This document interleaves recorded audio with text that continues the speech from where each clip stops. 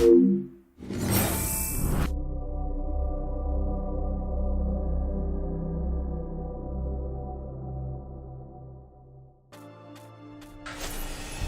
won't kill me, he said. And I won't let you kill the Emperor. Enraged, she raised the sword. You hate him too? He could sense the Iblastone, yearning for his death. But she didn't strike. If you kill him, he'll destroy you. I know you. Shut up! She shouted, her sword trembling. I won't lose you again. Not for anything. Get away from me, he said, and he was very close. I can't lose you again. And he was in reach of her sword now. I hate him! I hate you too! I love you, he said for the very first time. And then she was weeping. He was holding her. The sword had dropped from her hand. He glanced at the Iblastone. It was no longer the black of the void. It looked like coal. No. It glowed, like a cinder. It was crackling, burning, crumbling into ashes. You've always loved me, haven't you? She said. She was weak. The stone had taken so much from her. Always, he said. She staggered as he helped her up. Let me take you away. Where? The island of Avalon. The sisters will heal you. He'll follow us. Then we need the Farfarer, the fastest ship in the Empire.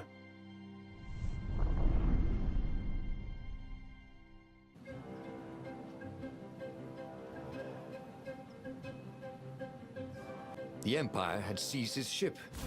They'd have to take it back.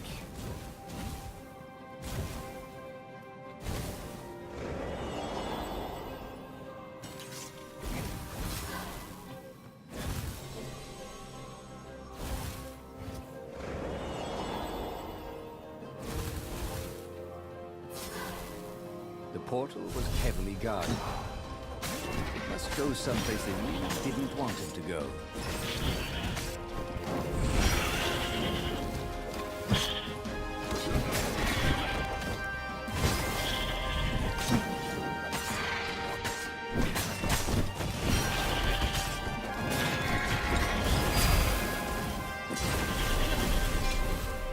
Zenobia was in no shape to fight.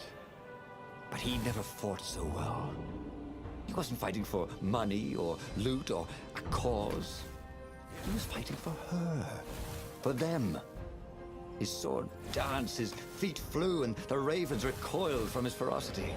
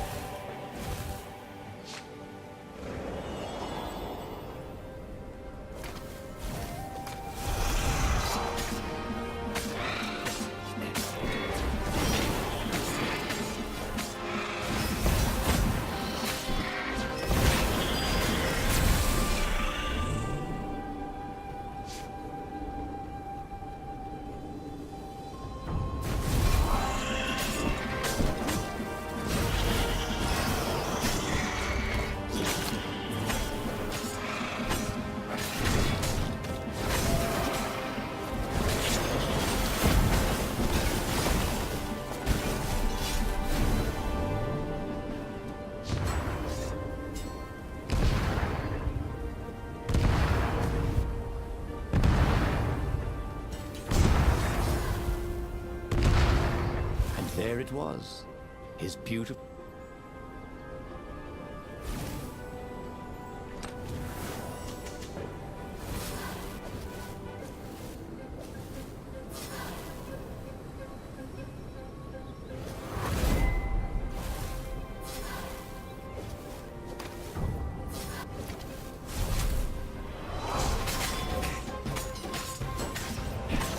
Those flames really bring out your eyes.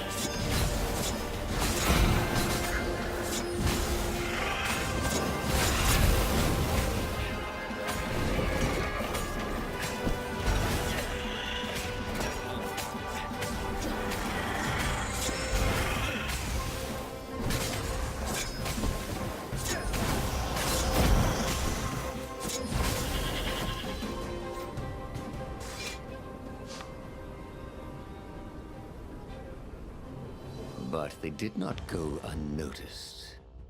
Scout ships lifted off, and the long lance of the Imperial flagship. Renato turned downwind to gain speed. The Raven ships could pursue, but they couldn't close. The Farspeaker croaked, "You return her and live!" "Go sacrifice yourself," yelled Renato. "Then you won't have her either." On the flagship, the Emperor was readying some arcane weapon. It couldn't be. It was the core. A devastating beam lanced out of the flagship. Renato zigzagged wildly to keep the Farfair out of it. Now the Raven scout ships were closing the distance, and the beam was getting closer too. Then came a blinding flash, and the air was searingly hot all around him. There was a thunderous, deafening roar. He could smell burnt oak and burnt feathers and burnt flesh. But when he could hear and see again, they were alive and unhurt. And they were alone in the sky. Zenobia embraced him. They had done it. Through luck and through love, they had won the war. "Avalon, here we come," he said as he held her arms wide in the prow of the boat and let her feel its speed. "Maybe the real Avalon is wherever we're together," she said. And so, after a bit of an argument, Renato and Zenobia went to one of the two Avalons. The one shrouded in mists, or the one in their hearts. But which one they went to, I'll never tell. He'd done it. He'd forged his own destiny. Well, he hadn't actually done it, but he knew what he would do. Renato smiled at the book. He practically wanted to kiss it. The kid's sacrifice hadn't been in vain. He'd saved the book and saved the world. Renato owed him and his mother so much. Renato lowered the mainsail and let the Farfarer shoot forward in the breeze. Second star to the right, and straight on till morning. This time, he would win.